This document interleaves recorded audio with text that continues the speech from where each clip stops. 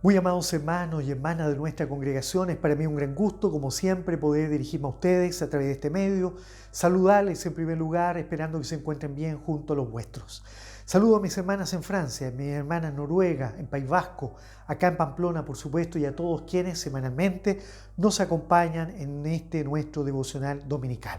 Quiero invitarles a leer la palabra del Señor, en donde se encontrará el centro de nuestra meditación, y lo haremos en 2 Corintios capítulo número 7, versículo número 1.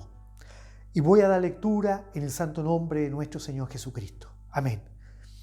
Así que, amados, puesto que tenemos tales promesas, limpiémonos de toda contaminación de carne y de espíritu, perfeccionando la santidad en el temor de Dios. Amén.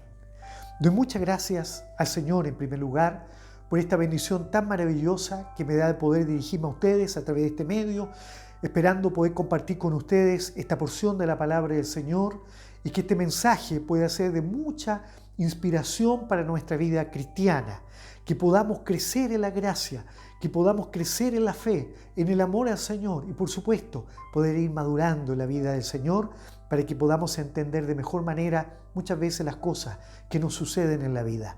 Y también, ¿por qué no?, para poder enfrentar esta nueva semana con mayor fuerza, con el deseo de poder hacerlo junto a nuestro Señor.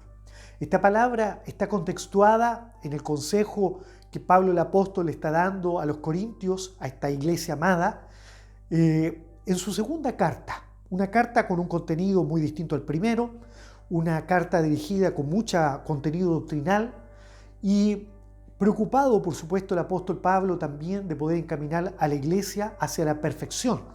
Ya la última frase del versículo leído nos habla de que el apóstol tenía el deseo de encaminarlos hacia la perfección de la santidad. Cuando uno habla de la santidad entre personas que no conocen a Dios, no leen mucho la Biblia, muchas veces se cree que santo es alguien que no tiene pecado o que santo es una persona impecable. Y la verdad es que la Biblia lo que nos enseña de la palabra santo es que santo significa consagrado. Santo significa apartado, porque la palabra consagrado significa apartado. ¿Apartado para quién? Apartado para Dios. Entonces, un santo o una santa es alguien, es una persona que en la fe de Dios se aparta, se consagra para Dios. Y esto de apartarse no significa de que se va a un mundo diferente, porque el mismo Señor Jesucristo, en su oración de Getsemaní, usted recordará que la noche en que Él iba a ser entregado para ser muerto, Él está orando y está sufriendo ante Dios, ante el Padre. Y en esa oración intercesora, donde está intercediendo por la iglesia de todos los siglos, Él le dice: Padre, no te ruego que los quites del mundo, pero sí te ruego que los guardes del mal. Es decir, que ya hay una parte divina en esto.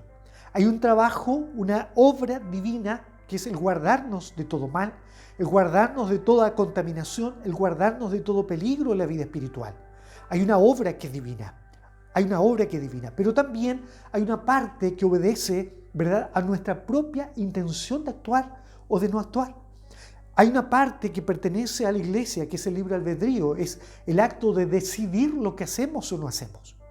Y Pablo, entendiendo esto, de que la iglesia debe de consagrarse a Dios, apartarse para Dios, de guardarse del mal, no saliendo del mundo porque es imposible, pero sí cuidarse de aquellas cosas que muchas veces quiebran la relación con Dios. Y creo que ese es el gran tema de este devocional, la importancia que tenemos de cuidar nuestra relación con Dios.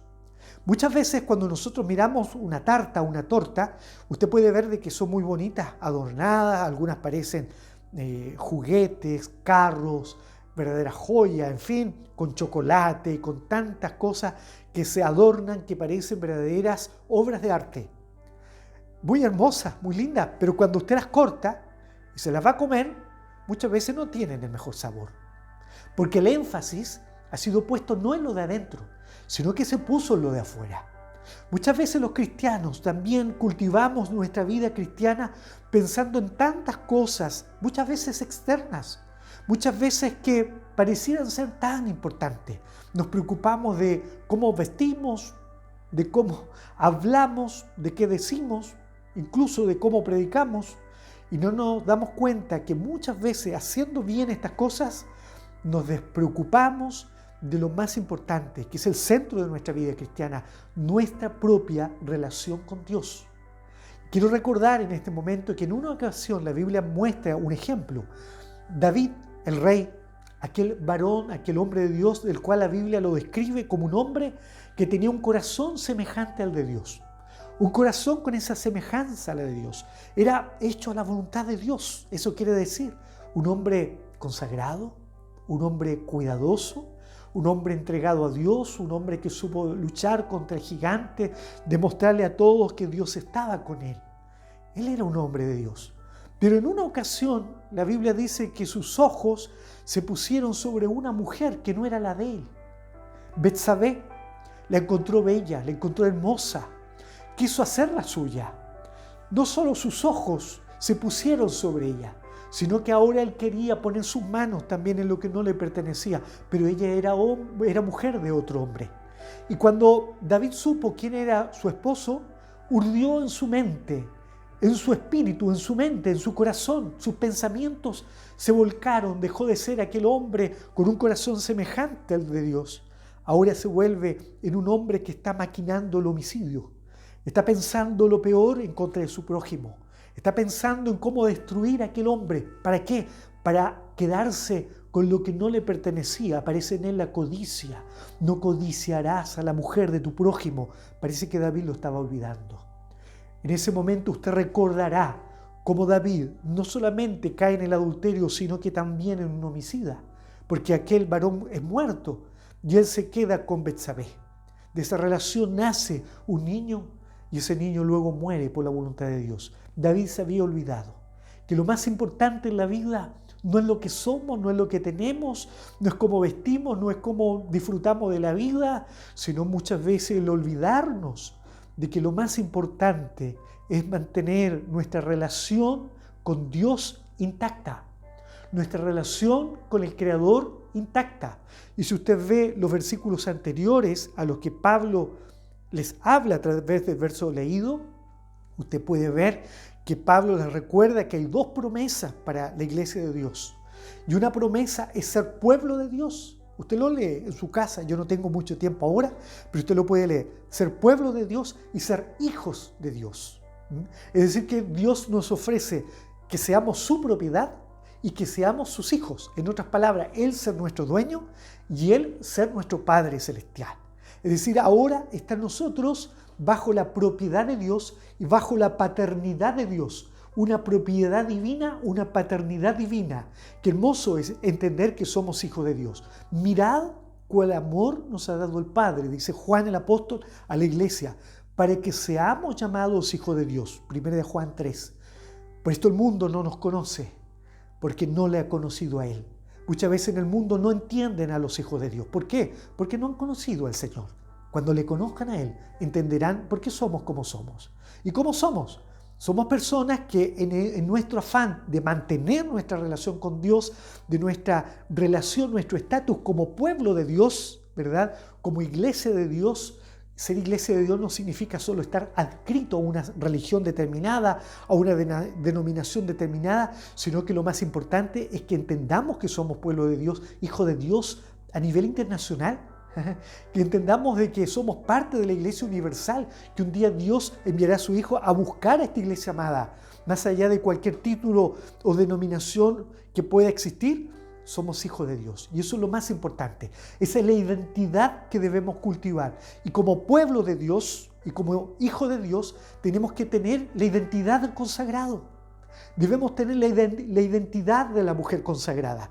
Recuerda aquellas vírgenes. Es una parábola maravillosa. 10 vírgenes que estaban esperando, ¿verdad?, a su esposo, pero solamente 5 eran prudentes, 5 eran sabias. Las otras 5, que compartían en el mismo lugar que las otras, eran imprudentes.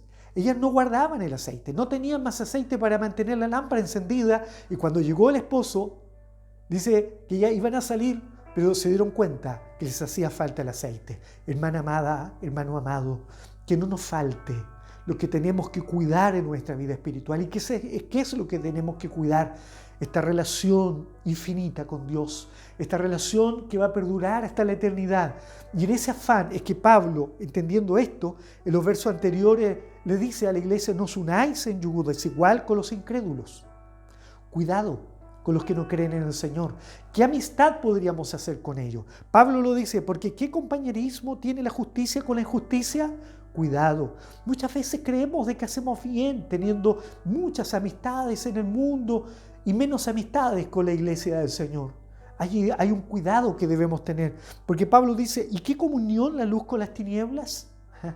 Muchas veces nos equivocamos, creemos de que sí podemos tener comunión, pero a la larga muchas veces eso trae mucho perjuicio, porque no nos olvidemos que somos templo de Dios. Eso es lo que le dice Pablo acá a la iglesia: somos templo de Dios. Y así lo dice el apóstol también a la iglesia: ¿no sabéis que sois templos de Dios? Él, en otras palabras, no quería que ignoraran todos los creyentes, todos los que creemos en el Señor, que somos considerados pueblos de Dios, un templo de Dios. ¿Qué es un templo? Es un lugar de adoración, es un lugar donde hay un altar, donde se adora a Dios, donde se alaba a Dios. En una ocasión, visitando la Ciudad de México, acompañé a un compañero de trabajo a la iglesia, al templo más grande que hay en la Ciudad de México.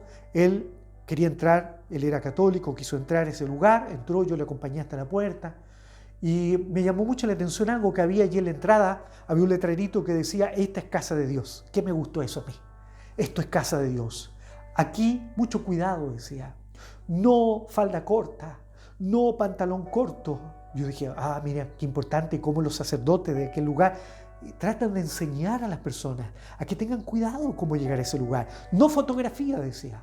Mira, no sacar fotografía en el lugar, claro, porque es considerado un lugar de adoración a su Dios. Entonces, hermanos amados, nosotros debemos entender que como templo, como consagrados, en la identidad del consagrado, debemos de cuidar esta relación con Dios. Dice la Biblia del Señor, la palabra de Dios, que Enoc caminó con Dios y Dios se lo llevó. ¿Cómo habrá sido esa vida entre Enoc y Dios?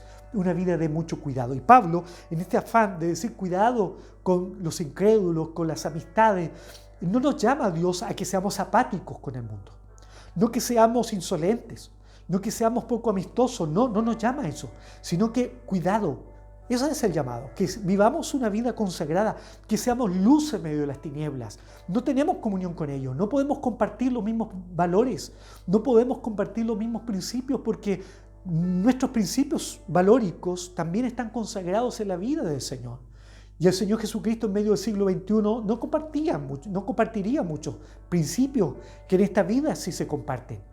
Los deseos de la carne, las obras de la carne. Mire, recuerde el ejemplo de David. Gálatas 5 nos enseña cuáles son las obras de la carne. Son muchas. Pecados que nacen de los deseos de la carne. El deseo de los ojos, dice la Biblia, en una porción, en uno de sus versículos. Muchas veces las palabras que tenemos no son adecuadas delante de Dios. Muchas veces hacemos, el cuidar lo que bebemos también. Muchas veces allí no nos damos cuenta que podemos romper nuestra relación con Dios. Una vez un hermano en una iglesia, en una congregación, era un buen hermano, un buen hombre de Dios, y de repente el enemigo del alma lo engañó. Tomó un vaso de vino junto a un grupo de compañeros y amigos, todos sorprendidos porque primera vez que él hacía eso. Y él dijo así: hasta hoy soy hijo de Dios. Llegó, bebió el vino y hasta ese día fue a la iglesia. Nunca más llegó a la iglesia. Luego perdió el matrimonio, luego perdió, hermanos amados, sus hijas. Él se extravió en la vida, hermanos, allá en el pueblo donde yo nací. Ustedes lo ven hoy día, es un anciano que está perdido en el mundo. Hermanos, y solo, vive solo, como un hombre perdido. Hermanos, ayúdenos el Señor. Mire lo que el versículo que hemos leído dice: así que, amados, puesto que tenemos tales promesas. ¿Qué promesa? De ser pueblo de Dios, hijo de Dios, consagrados. La identidad del consagrado, como Enoc, como las vírgenes prudentes, sabias. Mire lo que nos dice: limpiémonos de toda contaminación de carne y de espíritu. ¿Habrá contaminación en medio de la iglesia de Dios? ¿Habrá contaminación en medio de las congregaciones? Muchas veces decimos: sí, hay contaminación, y no nos miramos nosotros mismos. Ahora, la pregunta: ¿nosotros tenemos contaminación en nuestra vida, en nuestra carne? Mira, David, ¿Habrá contaminación en nuestro espíritu también? Aquellas cosas que contaminan el alma, ¿cuáles podrían ser? Aquellas que contaminan el espíritu, cuando muchas veces nos olvidamos de la regla de oro y hacemos con los otros lo que no queremos que hagan con nosotros. No queremos que con nosotros hagan algo, pero nosotros sí lo hacemos. Cuando somos visitados por el orgullo, nos creemos más que los demás. Cuando somos visitados por la envidia, envidiar a otros, a otras. Cuando tenemos codicias, como David también. ¿No es acaso que nos estamos contaminando? Cuando muchas veces tenemos malas amistades, cuando esas amistades nos llevan a las malas conversaciones y no nos damos cuenta que estamos metidos en una mala conversación, contaminados con el pecado, no nos damos cuenta o no reaccionamos a tiempo. Y no sabéis, dice la Biblia, que las malas conversaciones corrompen las buenas costumbres. Y no nos damos cuenta que nos vamos contaminando y vamos allí disminuyendo nuestro nivel espiritual. Vamos rompiendo la relación con el amigo, con el Padre Celestial. Muchas veces queremos orar y que Él venga corriendo a nosotros. Oramos y que venga corriendo a socorrernos. ¿Y quién se ha apartado? ¿No hemos sido nosotros muchas veces por culpa de nuestra contaminación del cuerpo o del espíritu? Dios nos ayude, hermanos amados, a discernir lo que pueda haber en nuestra vida, porque por algo Dios nos habla hoy así. Absteneos de toda especie de mal, dice 1 Tesalonicenses. Absteneos de toda clase de mal, cualquier cosa que pueda contaminarnos. Cuando usted ve Santiago 1:27, Santiago el apóstol le habla a aquellos que se creían muy religiosos en la iglesia y le dice claramente que la religión pura, sin mácula, es esta, dice, el poder guardarse de todo mal, el poder visitar a las viudas, a los huérfanos, preocuparse de ellos, pero sobre todo guardarse de toda mancha. Así lo dice el apóstol Santiago. Hermanas amadas, hermanos en el Señor, ¿habrá algo que está manchando nuestra vida espiritual? ¿Habrá alguna cosa que a lo mejor está manchando nuestra alma? ¿Cuántas cosas pueden dañar nuestro espíritu? Influencias negativas en el mundo. A lo mejor la exposición permanente a contenidos inadecuados para un cristiano. En la televisión, en la internet, en la música. Aquellos contenidos que a veces hacen mover el piecito, no nos damos cuenta y no nos damos cuenta que allí el cuerpo empieza a alabar a otros dioses.